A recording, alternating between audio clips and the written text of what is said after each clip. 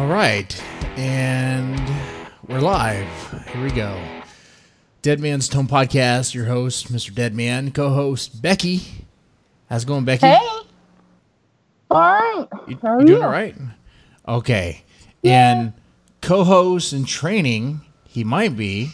Do we have a third? Do we have a second co-host? Do we have a third member? I don't know. I'll leave that up to the chat. I'll leave that up to the group to the side. And maybe we have to put him through an interview. You're just too much host for one person to handle. Yeah. I'm not touching that. Literally or figuratively. Oh, man. Oh, Lord. We have quite the show tonight, guys. Yeah. We have quite the show tonight. We got to talk about Nickolaus Pacione. And that's going to trigger a lot of people. I think before we dig into this, let's just cover the ads and stuff first. Let's take care of that. Okay. All right. Well, I do have an ad tonight, and it is from Death's Head Press. Chris Miller has a book out called The Hard Goodbye. It's available for pre-order on Amazon.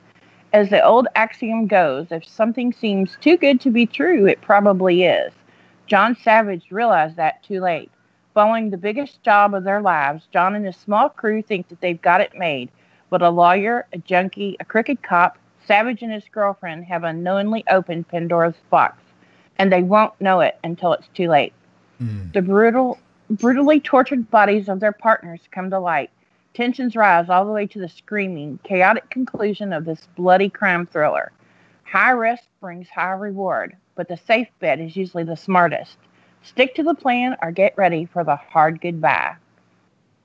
And their debut book called And Hell Followed. It's an anthology, and the anthology's theme is the Book of Revelation. What if the prophecies of Revelation hit, yeah. Hush. What if the prophecies of Revelation hit today? What sort of craziness and evil would ensue? And the list of authors is absolutely amazing. Wrath James White, Sam West, Sisters of Slaughter, Jeff Strand, K-Trap Jones, Christine Morgan, James Watts, Chris Miller, Mark Deloy, Patrick C. Harrison III, and more. All right. And all right. I was honored enough to be able to read this as a beta, and let me tell you, you want it. The stories in this are amazing. Awesome. Sounds great. Got to check that out. And a great roster right there. The TOC is great. Yes, it is. I probably don't want to use the phrase TOC after this episode, though. Jesus. Oh, God. Okay, yeah. One last announcement before we dig into Nickolaus Pacione. And don't worry, dude. I know you're probably listening. I'm going to give you a call, and you better answer. Oh! Can I please tell what you're going to say? Okay, you say it. Tomorrow's a very special show. And why is that?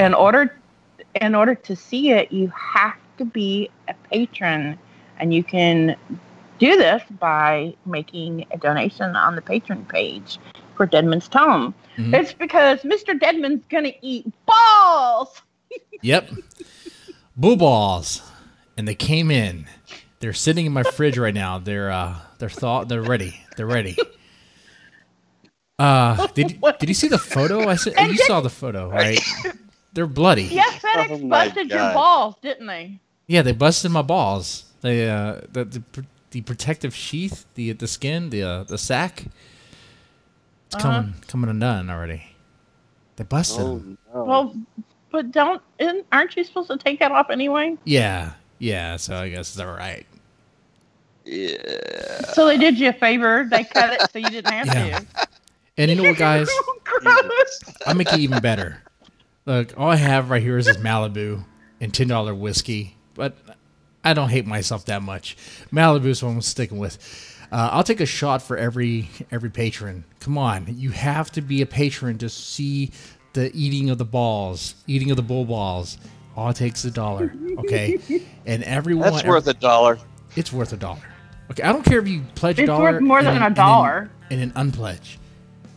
You know, just everyone who does it for this show, I will take a shot, and it's a Malibu, so I can take like 20 of them and be fine. Okay, come on. SK, we're gonna be hosting a show. Oh my God. Well, It's gonna take. If I was doing that, it would take more than one bottle. oh, look at that. Oh, let's see. It would be little tiny bites and great big drinks. Oh. And a bucket for your co-host. God. You know what? I can honestly say I'm looking forward to this, but then again, I'm not because, ugh. Yeah. Yeah. And, it was so funny when you sent me the picture. Hmm? Because the first thing out of my mouth when I saw it was, and my brother's standing here, and I went, oh, well, at least it's not a dick pic. He goes, what? I said, Mr. Deadman just sent me a picture of his balls. And he goes, what? I went, the bull balls. And he went, oh.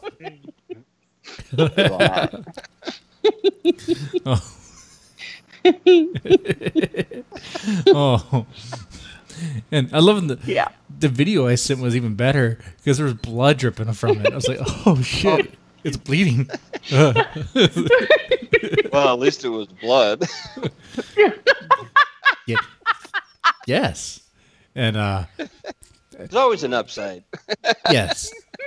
Better it be blood.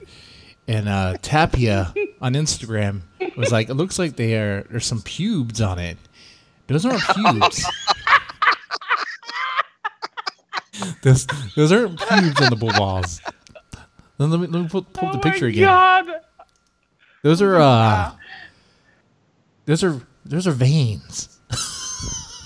So Mr. Deadman's gonna have hair. You're gonna need Catlex, so you're gonna have hairballs the next time. You're gonna be coughing up hairballs the next show. I think all this frames it just right. I don't think we have to do any more framing, but just in case. All right. Look. What can I say? We're bringing on Nickolaus Pacione here, okay? We're pretty much shining a light into a dark cave. Let me put it this way. We're reaching out to pit. Yeah. Right? Because we're reaching out to speak with a man that's known to many as a troll. The people who know of him because of rumors. They know him because of a legend, if you will, a legend of negativity of this troll. But it's like, who is he really? No one. I mean, it's old news. All of it's just old, and the guy's delusional. I mean, you know him. You probably heard that he's a misogynist, a racist, a bigot, and all that. Well, a lot of people, especially new writers, don't really know who he is, really. So let's see if he'll come on and talk about it. And I guarantee you, it's probably gonna expose him as just a,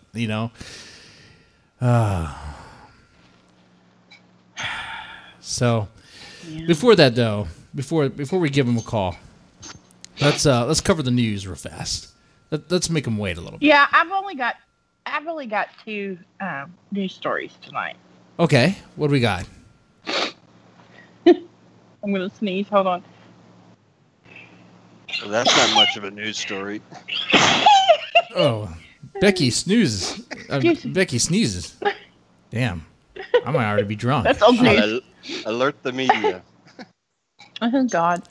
Okay, the first one. Mom sends son to school with sex doll sheep for nativity play.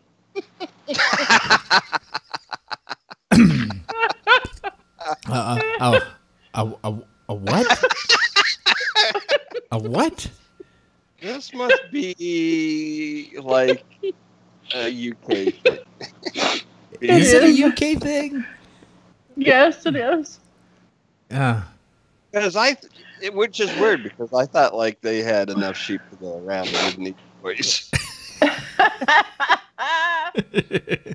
Yeah, this is a blow-up sheep sex doll. And yes, you heard that right. 46-year-old mom of 2 from Scotland decided to shop online for a fancy dress costume for her son Alfie's nativity play. Seeing a shepherd costume advertised on Amazon, Helen was even more delighted when she realized the product came with his very own blow-up sheep to complete the look. SK is right. However, when Alfie returned home from school telling his mom a teacher told him to take the sheep home, Helen was confused. Her confusion only grew when she blew up the sheep and found it had red lips, eyelashes, and best of all, a huge hole in its bottom. Oh my god! Wait! I need to see that. All the images I saw so far were just from the front end. Can we see the back end of this? Wait. No, it doesn't show the. You realize what I'm asking for? I'm really asking to see the back end of it. Are you looking for tips? I mean, you know. But Jesus, here's the other thing. I never realized. Well, Scotland's a bunch of sheep fuckers. I mean, this is on the market over there. Who's fucking sheep in Scotland? Only shepherds. Oh my lord. Yep. Elsewhere, it's being sold as a stag night bonking sheep. A stag night bonking sheep. Mm-hmm. Yep. And her son wants to keep it. I bet he does. He's going to save that for later. You could get 2 of them. You can get 2 of these sheeps. He could put his fist in the rear end and use them as boxing gloves. That's not where I saw that going when you started. It wasn't me either. And I was holding my breath. I was like, oh my God, Mr. Deadman. No, he's going to play with it like a kid would, you know? He'd be like, I can put my fist in this. This is like a boxing glove? Like the big Hulk gloves, you know? Like the Hulk gloves. Yeah. Yeah. Oh, he can wear them to daycare and they can beat each other up. Yeah. By the way, Nickolaus just called me, like on my personal phone. He's been calling me left and right. But don't worry. We'll make him wait. We'll do another news story. What do we got? Okay. Oh my God. Woman arrested for sitting on boyfriend's face after he refused to give her oral sex. Did she kill him? Well, the woman in Missouri has been charged with sexual abuse and domestic assault after she allegedly beat up her boyfriend before sitting on his face after he refused to give her oral sex. That's domestic abuse? She beat him up. Well, okay, the beating up part, but she sat her ass on his face. If anything, that's kind of open. Like, see, the dude could have just turned this around into a 69 proposal. That's all he had to do. unless it's not clean down there. We weren't that smart. Yeah, either the guy's an idiot or just an idiot that doesn't know how to like keep his junk clean. Because I mean, be like, hey, baby, you can sit on my face all you want, but hey, give and take. You know what I'm saying? Well, it says, oh my God, it said that she hit him approximately 20 to 25 times with an open and closed fist. Wow. Then she hit him with a belt, a mobile phone, and a brass plate. Damn. Okay. She's pissed. And how long is she going to stay in for? Just overnight? That doesn't say. No, mama get some. Keep her happy. Keep your woman happy. But it took like what 2,800 hits for him to have a black eye. I mean, how does he look? I don't know. Does he look battered? I don't know. I don't know. Police discovered him with a large cut on his right arm, one on his left, and a cut on his nose. His chest was also covered in red marks. Well, you know, If you keep your woman happy, you wouldn't have these problems. All she wanted was some sex. Oh my! She was arrested on Monday on a $25,000 cash bail bond, $5,000 of which is related to property damage of the jail itself. Oh shit! So she was wild. She's a little mad. Yeah, I would be too. All she wanted was some loving. All she wanted was some loving. Yeah. Well, that wasn't a very good way to get it, now was it?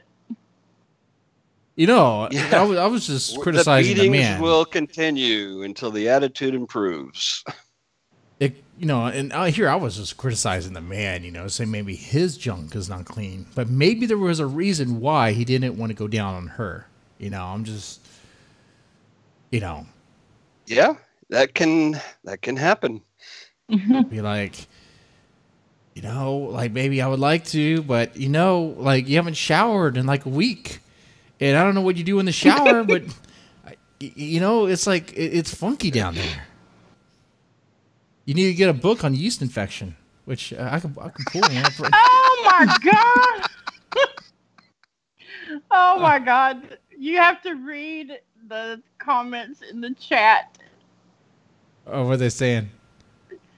Tony said, "All I'm saying, I've never refused a woman who wanted to sit on my face." I wouldn't either. See, we're thinking alike.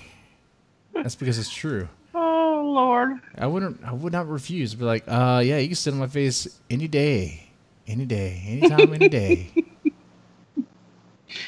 But we don't know this particular female, and obviously she was a little violent.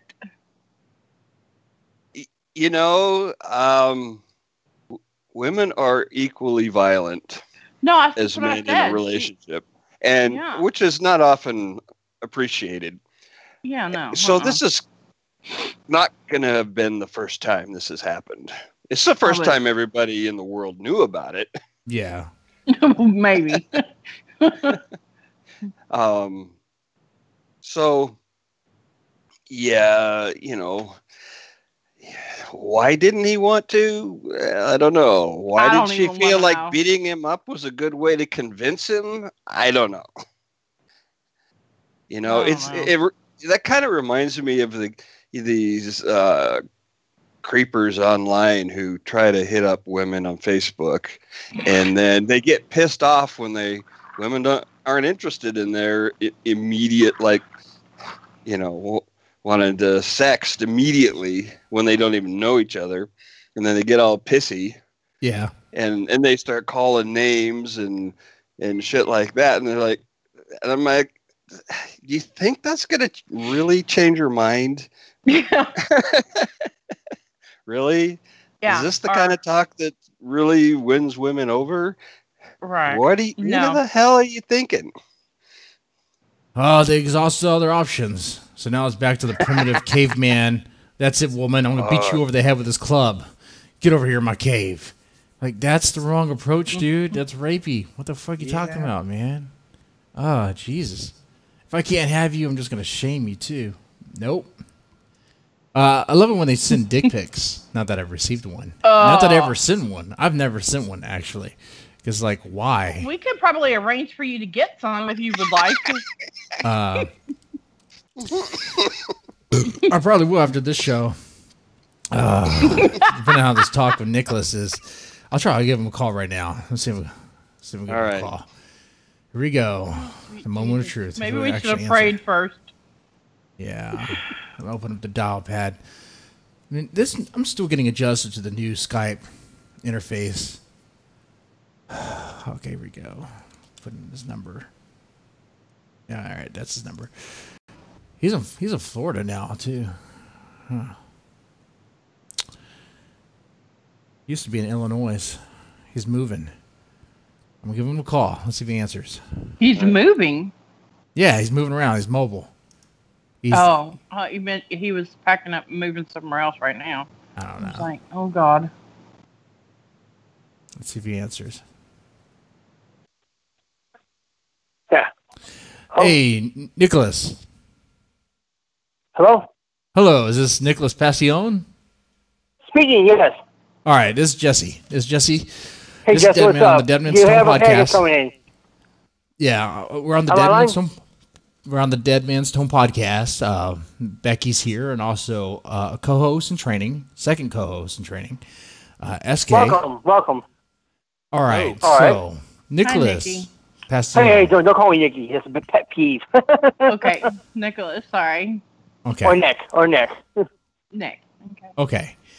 So, I'm glad you're on. Now, I'm a let's podcast here. let's get right into it. What? Like, how Right, did you hang on. get the reputation that you have? Oh, it came when I saw the policy. I'm sorry? It came when I saw the policy Broadway got published. Okay, so you got this reputation as soon as you got published. Yeah. Now, when I say reputation, do you know what I mean? Yeah, the hate reputation because I wrote the fan writer. Yeah, just about everybody seems to hate you. Why is that? Oh, it's because I tell the truth. That's why. Okay, what truth are you telling? I don't engage in academic cheating. I don't lie. I'm a former Boy Scout, so it's like Scout's honor. I mean, what do you mean by that? Like, I'm a former Boy Scout, okay, I mean, I'm Yeah, a former and Boy I Scout. don't You'd be- I don't lie. Like I say exactly what I mean. Okay, now we'll get into some stuff here. We'll get into some stuff. Don't worry. Now, but you seem to have a lot of enemies. Actually, I think I'm popular with scan. I do have enemies. Yeah, so I have to ask you, dude. Like, what is up with that?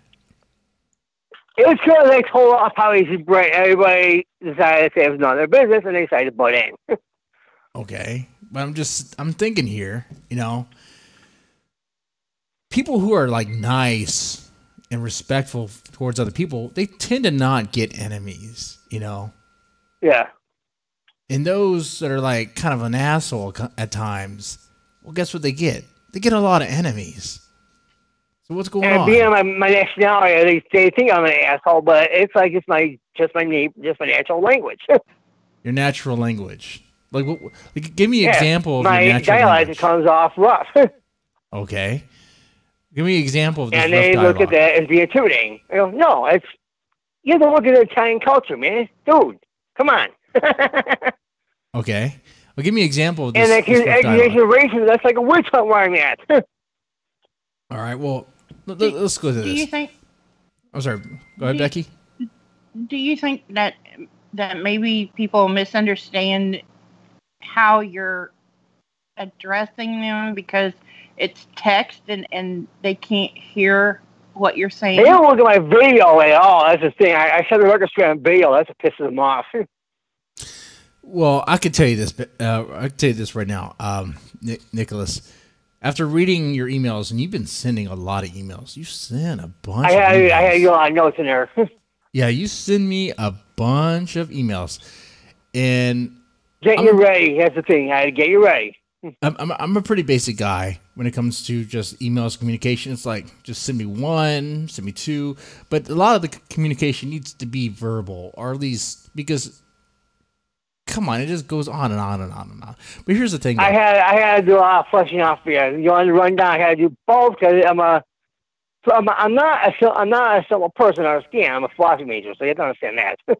Okay, but here's the thing about the miscommunication. Let's not Right. kid around. Let's not beat around the bush on this. People say that you're a racist. I'm not. What's up with that? Are you a racist? What's going on with that? If you look at issue 5, that's on its way. You're gonna say I'm not. I'm sorry? Issue 5 is on its way. You're gonna see that. You're gonna say I'm not. Okay, Yeah, he issue says he's 5. not. Issue 5. You throw that. I'm wait. There was a mail holiday yesterday, so on Wednesday, so it'll be stalled. Yeah, and I did order issue 5 that we'll get to, take a look at, because you've been talking about this issue 5 thing for like ever. Everyone who sees your post, like, what My is Rob issue shows me 5? one. That's why. But in how long ago was issue 5? It was 11 years ago, but it's something I got set up for you in 2010. Yeah. And So I owe him one. yeah, back in the day. And you seem to be connected, at least think you have some sort of connection with the TOC in issue 5. Like, what's up with that? Same kind of things. I'm in touch with quite a few of them. Okay. Now, And what got my attention, you guys, you probably Dave. now I haven't seen it yet, but can you They help were me right. understand? They were right. I probably should be. He was number 4. All right, but can you help me understand why people are saying that you're a racist? Oh, they would say they thought I would say the N-word. I would never say that. You would never say Brian the King is N-word. a small towner, and he never seen South Asian. He never seen South Asian. He never seen those from the Far East. I grew up with them. Why are you bringing up Brian Keene right now? Well, we haven't brought him up yet. Why are you bringing him up? Nick, He was the one who brought the accusation out there. That's what happened. Okay. But Hey, Nick, will you do me a favor? Will you do me a favor? Talk a little bit slower, so that I'm fine, so I have a fast accent. it's okay. It's okay. I understand. Believe me, I'm Southern, so I know all about that. I'm from Chicago, so you have to realize I'm Chicago and Italian. Two sorts against me. Okay, no problem. I just people in the even chat the chat, were even having the a hard chat's like, time, man, and they ask if you would. And you're going to have something to work with. You have a two-part. It's a two-part. When you have issue 5 on its way, I'll be there probably the next week. okay. I got you in touch with Dave to get you verified. Okay, yeah, we'll go into that too. All right, Dave so got the, let's go and Dave continue. kicked out the factions.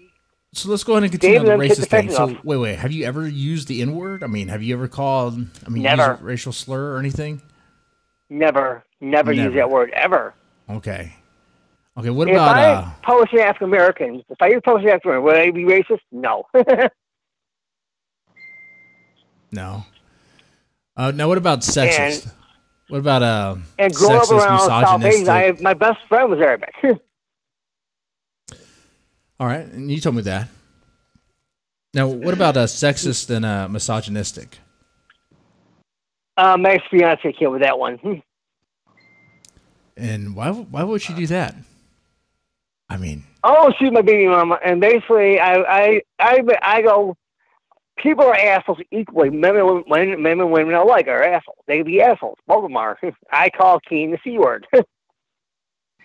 well, I mean, who hasn't used the C word from time to time? But here's the thing, though. Understanding. SK. I mean, what like the thing I understand here is that you have a tendency, especially with women online on Facebook, to approach them in a certain way, to use verbiage in a certain way. That's just flat out insulting. Like using, my grandfather was off color too, so. I mean, things like what was the term? Satan's cock pocket? Is that it? Is that the term, Becky? You know what I'm talking about? Mary Vine is the one that called Mary Vine wrote the scandal in 2010 and carried over in 2013. The only thing that I've ever heard him say, and I've not been around it much, was what he called Xtina. Yeah, that's what I was referencing. What do you call Xtina? Okay. A Nazi fuck toy or something? Oh, Nazi I'm not sure. fuck toy. I translated that as Satan's cock pocket. But okay. That's that came out when you make by diagnosis.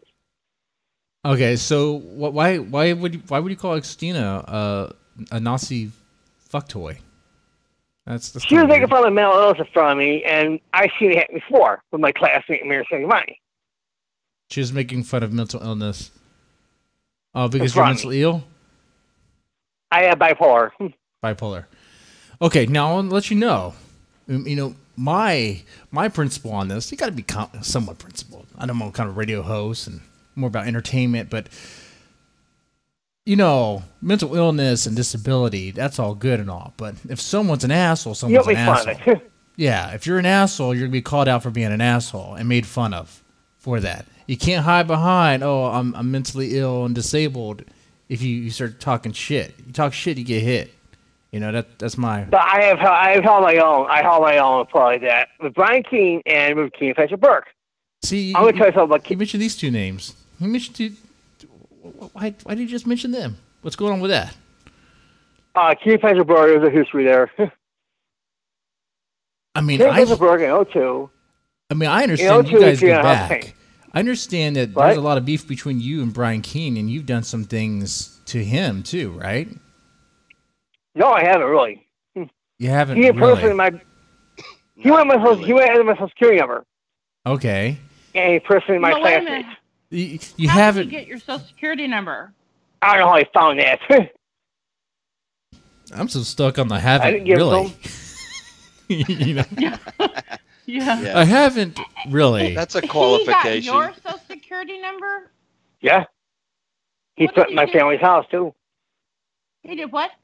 He tried to take my family's house too. In 15, he went to my uncle's house. Okay. Why did he do that? Well, he didn't like the fact I nailed him for I don't lie. You talk about that video. He lied to space. There's a video on YouTube where you show that he lied about academic dishonesty or something, right? Yep, that's it. Now I watched that video, and honestly, let me tell you my interpretation of it. I have no idea what the hell you're talking about, and I say this as someone who doesn't know anything what was going on because you're playing a voicemail of Brian Keene talking to someone. I don't know who.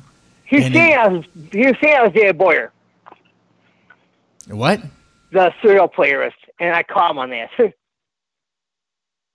He's friends with David Boyer or what? He was trying to say I was David Boyer. He was trying to say I was a different person.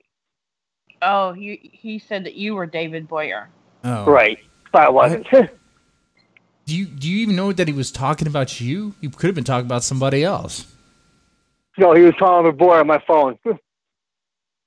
Maybe he called the wrong number. I mean, No, that was the right number. He called my cell phone, my old cell phone number. I mean, people call the wrong number all the time. I mean, in academic dishonesty, what are we talking about? Aren't we just talking about hard writers? I mean, like, what are we talking about? I mean, All right, Brian Keene invited a Playerism affair to happen all over again. And he would twist my words around on comments to make me like I was the one stealing work when I wasn't. okay. Oh, sorry. I was reading the chat, and sorry, Patty Clee asked, "How much do I need to drink to understand him?" We'll try to explain what's being said. Shout out to Patty. I will. I'm drinking beer too. Explain that you have an accent. I'm Italian, so it's a little fast. It is, and right. try to remember to talk a little slower for me, okay? No, but Right. I'm trying to. I am Italian. I know. I'm from the North, and we have a fast accent in the Midwest. No. Yes, you do. Now, I know you mentioned the bad things that Brian Keene had done towards you, but here's the thing, man. I mean, you have this negative reputation and built up somehow, and there's this beef between you and Brian Keene, and you even mentioned you haven't done anything to him, really. So tell me about this. Let's not beat around the bush. Let's not be shy about it. I didn't go out there. I didn't go out to the social security number. I didn't go out to his house. I didn't do any of that. All right. Well, what did you do? Told the truth about him. I went and I called police on him and tried to press charges. Why did you do that? Criminal harassment. He harassed my grandmother. Why would he harass your grandmother? He's telling the truth. He's lying and all that. He didn't prove. He basically didn't prove me to take a stamp out. He's right. He decided to butt in and ruin me. So you're telling me you didn't do anything to Brian Keene? No, I didn't. Okay, what about this stuff? I hear that what you threatened. What? Oh, I definitely heard the stories that you threatened Mary's son, Mary Sen. I'm going to talk about Giovanni? that.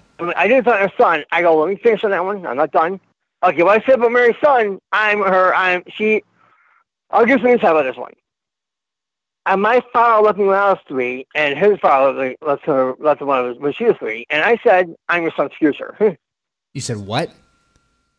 I'm her son's future. I had a father left me when I was 3, and she had a father left her when she was 3. See something there? Oh, okay. So you compared yourself to her son. Yep. And said that you were his future. Okay. Yep. Like Exactly he's what I going to said. grow up into being like you? Is that what you meant? Yep. I God, mean, that's pretty mean. Yeah. Is that cold or that's I mean, kind of hard? do you want everyone to grow up to have an Encyclopedia Dramatica page on them? I mean, do you want that? 'Cause That's not what I meant, dude. That's not what I meant. come on. I mean, what is I it? meant carry homicide. We'll talk about that. I meant carry homicide. I mean, we'll get into that, but man, here's the thing: you must have pissed a lot of people off because you have this My Polish is reputation. dead. My Polish is dead too. Who's No. dead? Nickolaus Press did that, and the person who did the page was one of the former Godling Net guys. Was one of the what? I'm sorry. One of the people from Godling Net who bullied the hell out of me did the page. It did the page on the Encyclopedia Dramatica Because of what my publisher said. because you wouldn't publish his son. No, she took a stand for me, and they weren't pleased. Now, I also understand that you also threatened Mary's family and school. And I'm going to explain that one too. I made a joke about a tornado destroying the school. That was a joke I made. You made a joke about a tornado destroying her school. Yeah, when she said I needed decades of therapy. Like, I picked apart Rockaway, New Jersey, just to get to her. where did you make this joke?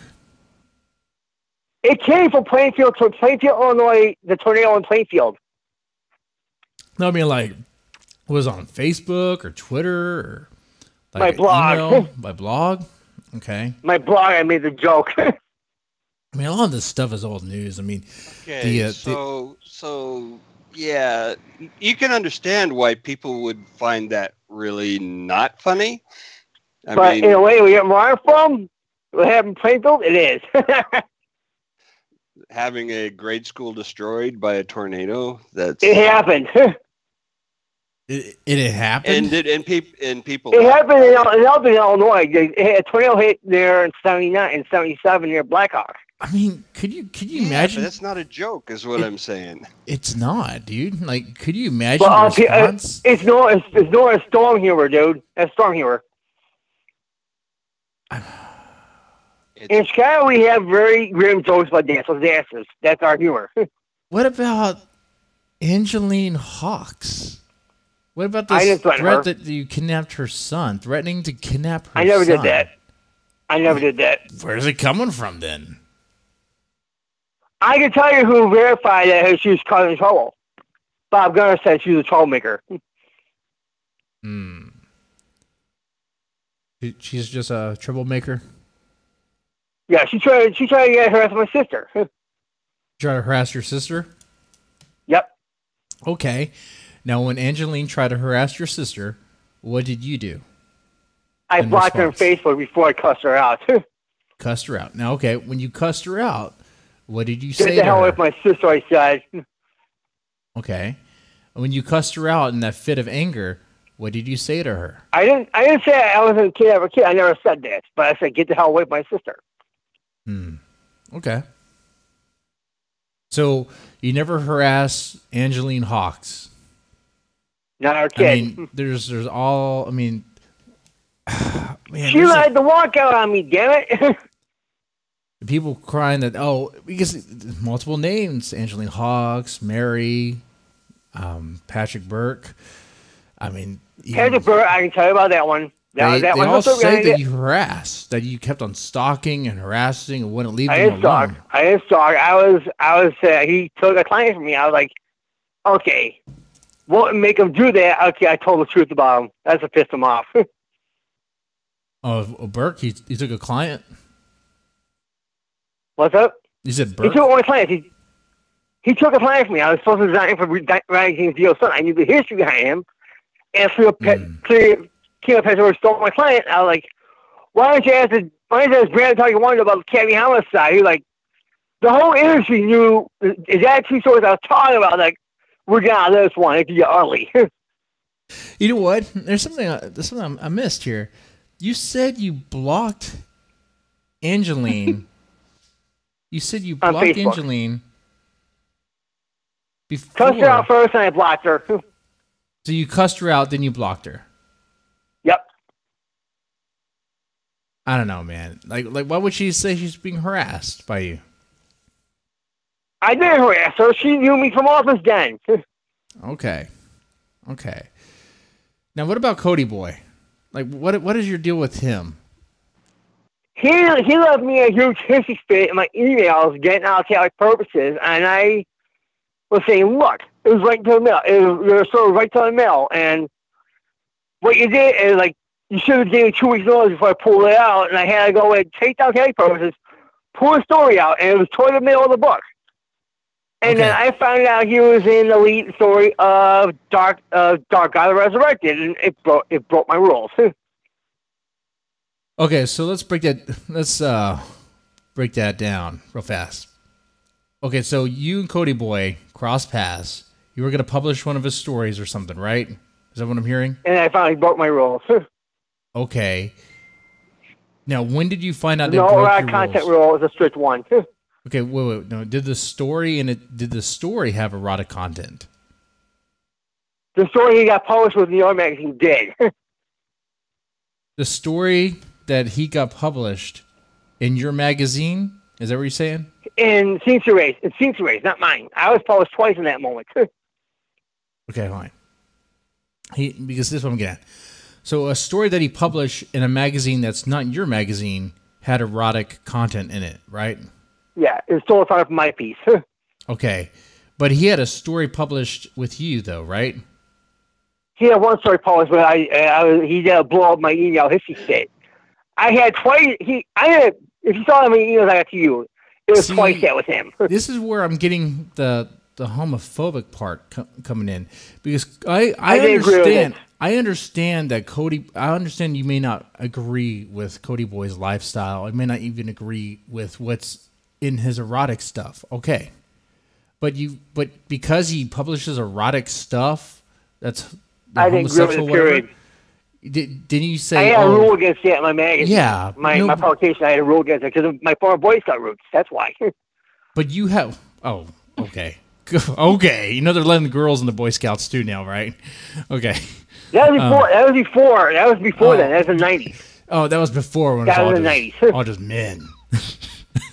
Okay. That was before then, man. It was like this was 1990, 1991. That was back when it was a boys' club. Okay. No, but here's when I was in it. As I was saying, my Boy Scout troop. Okay. My first Boy Scout troop, I picked up strong language. And the second troop, I picked up a bunch of horror novels. Okay. Let me just break this down real fast. So, is it right if I were to say you took Cody Boy's story out of your magazine because in another magazine he had erotic content in it? He had a hissy fit. I took it out when I rebooted it. After he said, take it out. I go, I am, but you're doing towards a hissy fit. Give me some time. Who had a hissy fit? Cody did. Because you took it out? No, he found out I pissed on him a photograph. He's like, he didn't do the homework on why I did. Oh, all right. So let me see if I understand this right. So he writes an erotic story in another magazine, and you in some other horror, and you found out about it, and you wrote some mean things. Let's just use that for shorthand. And he got mad at you and wanted you to take his story out of his book, out of your book or magazine. His story was taken out after that. Is that the sequence? Is that the correct sequence, though? That's what I'm getting. After his story was taken out, I took it out about 6 months after. It was published again without his story. Then I found he did that story in the magazine I appeared in, and she didn't tell me it was going to be in it. I don't know, man. It seems pretty messed up because you're using what he published in another magazine as justification. I didn't publish it. I didn't publish him again. That was last time. I mean, would you have problems working with someone who's a homosexual, who's gay? I had someone who loved the lifestyle. I mean, so what's the problem here? Because when you found out that Cody Boy... It was my upbringing. No, but when you found out that Cody Boy wrote that, he talked a lot of mess behind his back about this and that or the other, and then you say he had the hissy fit. His harassing me before then, though. He was with a publication. He was a place called Bear Snatch Books, and his co-publishers were harassing me. before I decided to say, look, boy, you had no place to do a history fit, and your co-publisher is the one guy called the politician a C-word, and he did a black slur. I heard this. Here's the thing, man. Okay. Sorry. Go ahead, Becky. Do you think being so combative with other authors is doing yourself any favors? I mean, I'm very defensive of my friends. I'm very defensive of my family. That's where I get my combative traits from. I understand that, and I understand that you believe what you believe, and that's your right, and I don't discredit that at all. But I mean, I'm driven by my integrity. I'm not going to compromise my integrity for publication. No, and I don't believe that you should, not at all. But and having Cody Boyd, it would have compromised it. Okay, but okay. You feel that it would compromise it, general, not just. It would compromise my strict rules. That's what I'm saying. I have very strict rules because I thought it was very heavy dark stuff there. Very heavy dark, no sexual content. Because all the sexual content go on heavier subject matter. Hold on. So let me understand this. Having Cody Boy in your magazine would have compromised your rules because he wrote homosexual erotica in another magazine.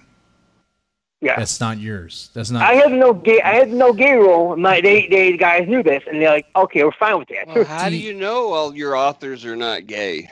Yeah, I had so left the lifestyle. Do they have to sign a waiver or something? No waiver. They just know my background being a former boyfriend, being morally straight. Yeah. You watch them all the time because I don't watch them, but you have to. Don't twist it.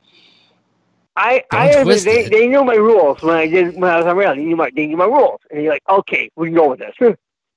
My rules are don't be gay. Is that your rule? No erotic content, period. That was the rule. No erotic content, period. No erotic content. You aren't publishing any. No erotic content ever, anywhere, ever. No, I went for heavier subject matter. That's why I wanted to go church burning. I wanted to attack church burning. I wanted to attack gay violence. I wanted to go after real heavy subject matter. And that would distracted it. That I'm understanding you that in order for someone to be published in your magazine, they have to abide by your rules in their entire life. Not my entire life, but in the house rules. That's house of the publication. Yeah, but I mean, they can't. Not their entire life. They can't break your rules anywhere in their life. That's what every publication has house rules. Every publication has their own rules. About the publication, not about outside of the publication. Yeah. A lot of my guys don't do drugs. It's kind of thing. A lot of them don't do drugs. I found out Trent was a drinker. I was like, damn it. And? So, I was like, who's not a drinker? Because I got my cousin off the alcohol. My cousin was alcoholic. I got him all drinking because of Cabby. Okay. Maybe that's your problem. And? Maybe you need to start drinking. I don't know, man. No, long story that I'm not going to go into commentary on that. I saw a quote, and I was trying to find it to give it proper attribution because it didn't come from me, but I liked it. And it said, if you go out in your day, and I'm paraphrasing, if you go out in life, in the morning throughout your day and you meet an asshole, then you met an asshole. But if you go out in your day and all you meet are assholes, you're the asshole. Yeah. But the thing with me was I say a lot of lies, I do a lot of libel misinformation, and they basically use that libel against me. Libel. But the ones that kind of they know a whole different deal though. They know me personally, and I go, here's what I say. If you want the truth, get it from the source. Damn. It sounds like you see it as libel because it's stuff people are talking shit back at you for throwing a fit for them. I mean, Cody Boy's example, for being gay, for writing gay stuff in a magazine that's not your magazine, and you find out, he writes homoerotic stuff in another magazine that's not mine. I can't have him in my magazine because dude, that as another publisher, it's not fault, but it's from my viewpoint. I have very strict rules. I'm very my grandma's a devout Catholic. She doesn't understand how that is. The Catholics are pretty gay too. with boys. Not exactly. Not exactly. I worked with Catholics. And they're devout. And the Pope They're is all devout like to their husband, devout to their wife. Priest around. They have kids. So I don't know if that's a good example. I mean, Catholics are pretty gay. I have a niece. I have a very I grew up I had a very large Italian family. You know how that is. Overall Italians. You have to understand. I was married. You understand how that is. I was married. To Italian. But let me tell you this. One of my nieces put it this way. She said, "Say what you mean what you say, but don't say it mean." Don't be sarcastic. No, you can be sarcastic, but you don't have to be a dick about everything just because you're defending your principles. You can do it in a respectful manner. Constructive, yeah. Yeah. And my guys, they spoke up for what happened. They choose to steal messages. They go, wait, that's further the truth. Because they spoke up for me there, so the guys who are part of issue 5, I owe them in that sense. So that's how I get them. That's how I get them bigger audiences. You know, I have another question related to all this. What is this I heard about you preying on underage children? No, I don't. I publish teenagers. You publish my early career, I teenagers. published teenagers. You published teenagers. I didn't know their age at the time, though. I mean, like, what do you mean by teenagers? Like, they were 17. They were 17, turning 18. Some of them were young teens. I didn't know their age at the time. Oh, I mean, well, there's a problem with that legally. I mean, if they can't agree to a contract, they retain their rights. So is that what they mean when they say you prey on underage children? Not prey. I don't prey. I know, because book patch, they publish teenagers all the time. Okay. So the book patch has middle school kids being published. Well, yeah, that happens. If it's like I know what you're talking about. They have high school and they have high school, middle school publishers coming out there now, and I was the first one to do this. But they usually have their parents involved in the contracts too. We were all small press, so we were all very small presses. If somebody's under 18 and they sign a contract, it's like they didn't sign it. It just doesn't exist. The way I got published was no contract either, so. No contract. Okay. I was no contract when I got published. Well, I mean, you can't do that. I'm just saying if an underage person signs a contract, I mean, like if your kid is 3 and they get a credit card offer in the mail. I'm making a limit on my age now. Like by the time I was publishing like Kelly 3, Kelly 4, youngest was 18, 19. I boosted the age when we did the layer installments. Okay. It's because I wanted to pay them. That's why. Okay. And I couldn't pay. The problem with I published younger authors, I couldn't pay them legally. I couldn't pay them because they didn't have PayPal accounts. Yeah, that was a problem back then. If you publish someone's work without a contract, though, you do run into problems. I mean, but that was how my publishers work too. So, what on a handshake? I mean, actually, managed to trade. I mean, you're making money off the kid's work, right? Actually, I give them their copies and I get the word out for them, and I trade. I'm a networking publisher. I wasn't a shrewd one. I was networking. I was getting them out, and they say, if you like the work, I'll get you in touch with them. And you want more of the work, get in touch with them directly. That's how it works. If you like this kid's work, if you like this 10-year-old's work, get in contact with them directly. I don't publish that young, dude. I don't publish that young. Okay. How do you know? Let me not exaggerate this. I spoke with some of them. As I was planning characters, they wanted to join in. I was originally going to do the anthology originally with just the authors, then authors. And I was a fiction fan. Like, wait, this is not fair. This is not fair. You're like, okay, you want in? All right, I'll get you all guys together. Let's do a project together. I had to buy my publisher some time. My first publisher was in the middle of a hurricane. That is so murky and muddy. Working with kids like that and no contract. It's like you're just playing around with fire. You can get in trouble left and right for that shit. I mean, I was careful though. That's the thing. I was careful. Like creepy. Yeah, a lot of people think they're careful, and and I know you're trying to do. I'm going to assume you're trying to do the right thing with these guys. I was doing right. I was up front with them. I was up front. I was up front with everybody. I'm just saying, from your perspective, you can't be careful enough. Yeah. But I was up front with everybody from the honestly, beginning. man, you're a grown on fixed adult. income. I pay out of my own pocket. You're a grown adult, okay, going around working with kids, not signing contracts because it doesn't matter because they're kids. Selling their work, spreading around. Hey, if you like to work, get in touch with the kid who wrote it. Yeah, that's a bad message. They got the original credit. They got felony. That's some artists don't tell me this day.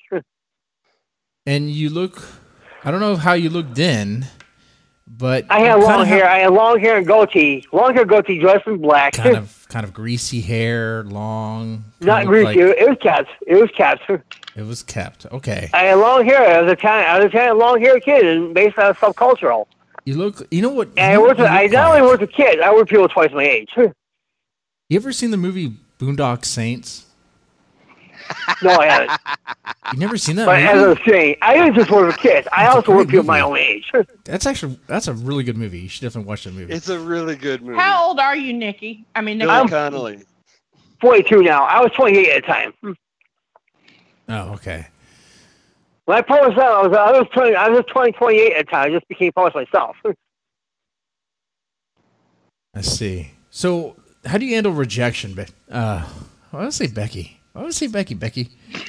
Well, I've seen my show with this. I've seen my show accepted too. I'm like only halfway done. I with got this a very time. encouraging rejection letter, which is kind of pretty funny. It goes, I can quote unquote keep saying this stuff. Next time I go for psychological effects, I'm all far about making people sick, but I don't think they can appreciate it. I know you're probably like yelling right now, but I have no idea what you said. I'm sorry. I go, they say I keep saying this stuff. Okay. So are you asking Becky about rejection because you think she has the most experience with it? Oh, don't go there, guys. Anyway. Oh. But anyway. Hey, whoa. I don't know, teasing man. me, Nick. I don't know. But anyway, everything I do is fact check. That's the funny thing about it. That's why they join me. No, but here's the thing. Because, of course, I hear things about you. You got to make sure. Because part of bringing you on the show is to address all the rumors and the legend about you. I mean, you seen as a negative guy. I'm addressing them. This ball of negativity. I'm addressing them. Yeah. I'm addressing them, man. You are. Now. And when I wrote that on my roster because I call off flack.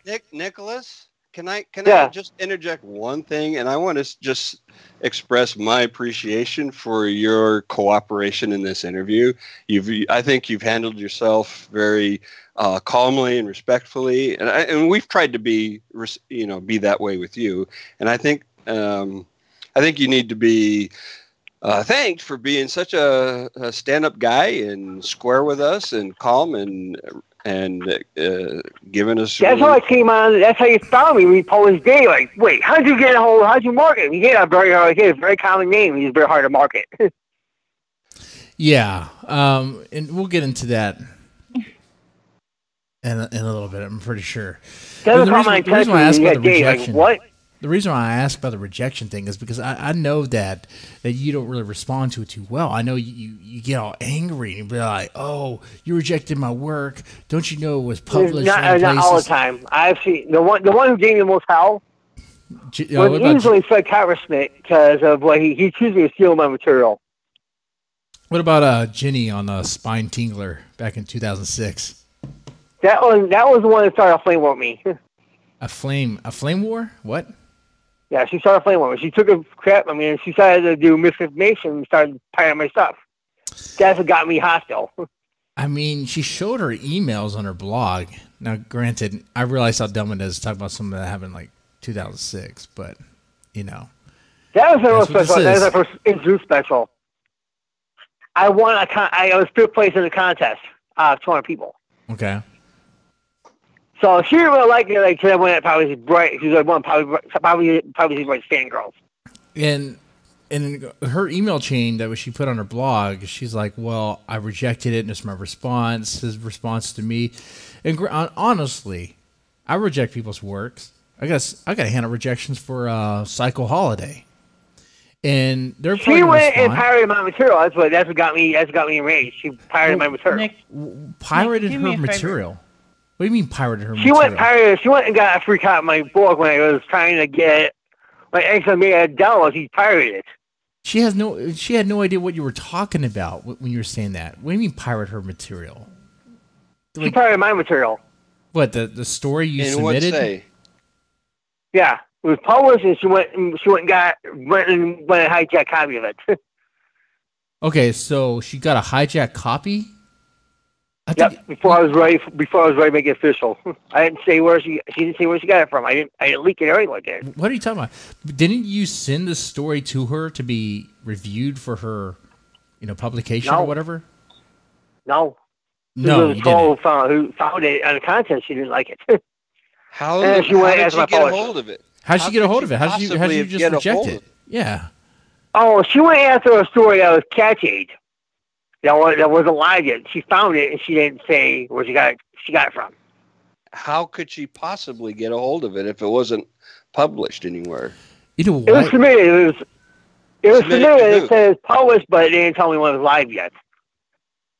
It was submitted. And she managed to get a copy without me knowing about it. It was submitted to who? Huh.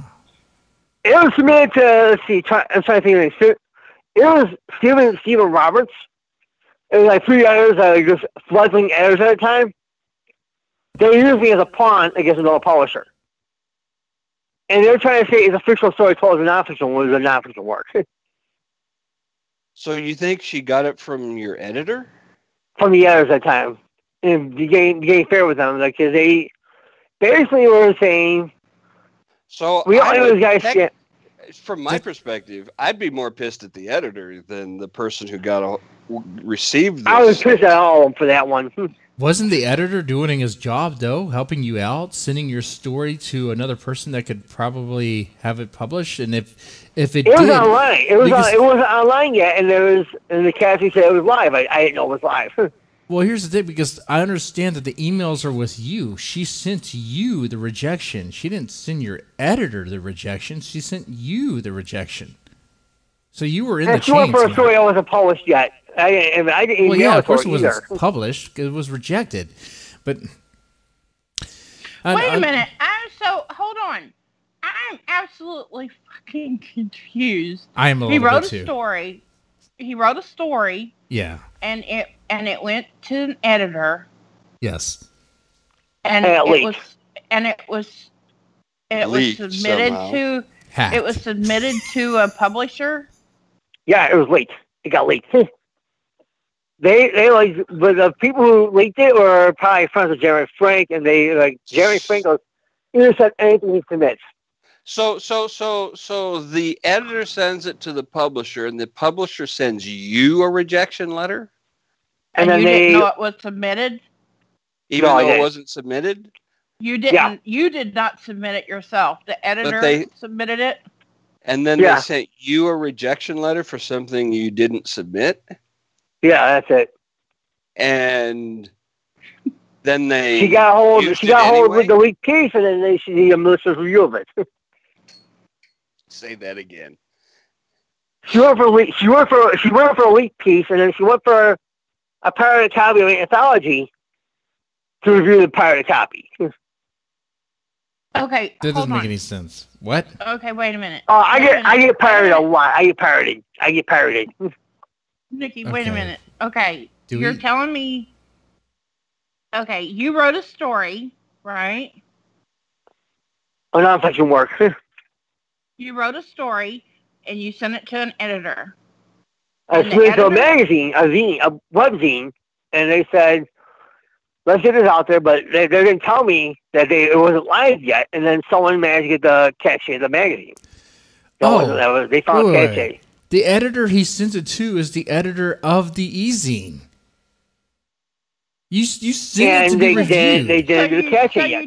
You did submit it. I submitted it, but they didn't tell me it was live.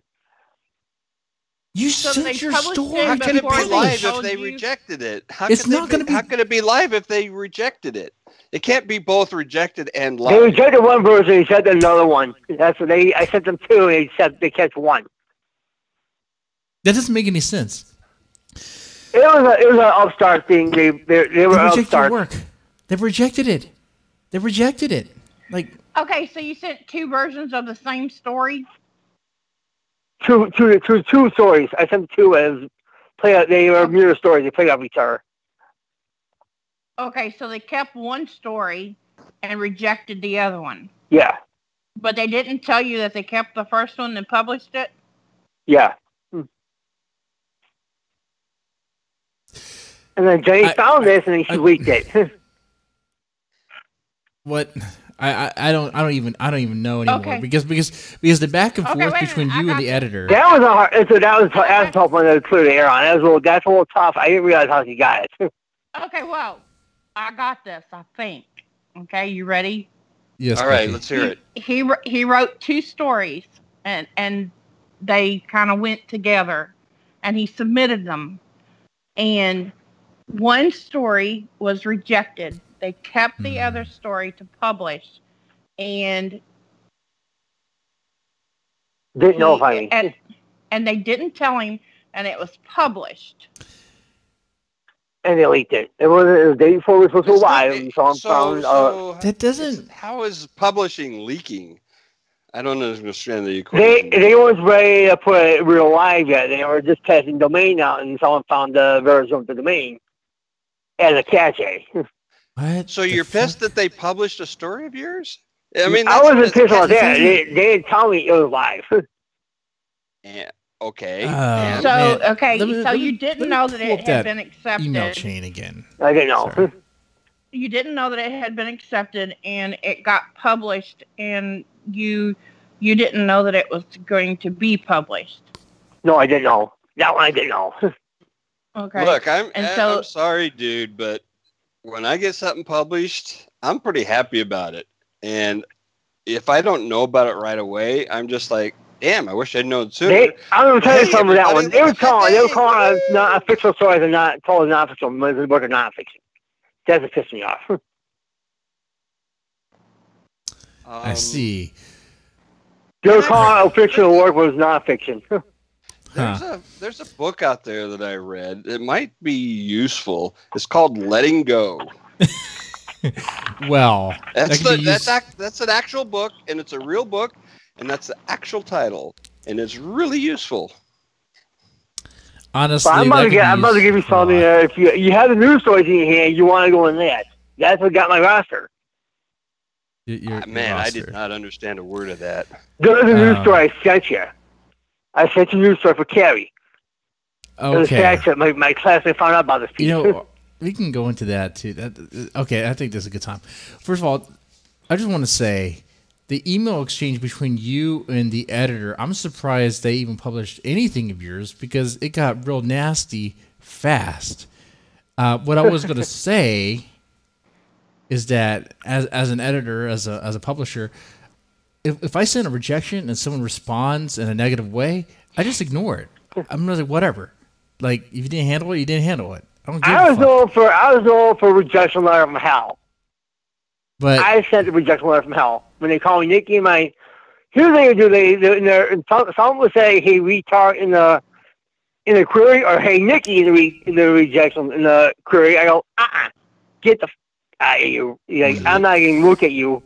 And if you say something the N word, you're assuming that they know not to call you Nicky? It's a pet peeve. Yeah, I know it's a pet peeve. I know, but with they you. did. How they do didn't they know know that? Yeah. Oh, they were trying to do this via Encyclopedia Dramatica. They were calling Nicky from that because. How do you don't know that they were aware of the fact that that's a pet peeve of yours? Yeah, I didn't know that when I called you Nicky earlier. Here's the thing. I told my grandma to stop calling me when I was 8. Okay, but what he's saying is that it was probably, an innocent mistake because they were doing it in a mean tone. They used it in a mean tone. I see. A text? In a text? No, in a very mean tone. It would be used a lot. In a taunting tone. They use it as a taunt. In written words? Yep. Well, you don't get tone in written words. Yeah. And on video on the phone. They did it on the phone also. They did it on the phone, too. When Keen harassed me, they did it on the phone. See, if I wanted to insult you, which I don't, right? But if I wanted to, I would call you something like Little Nicky or some shit like that, right?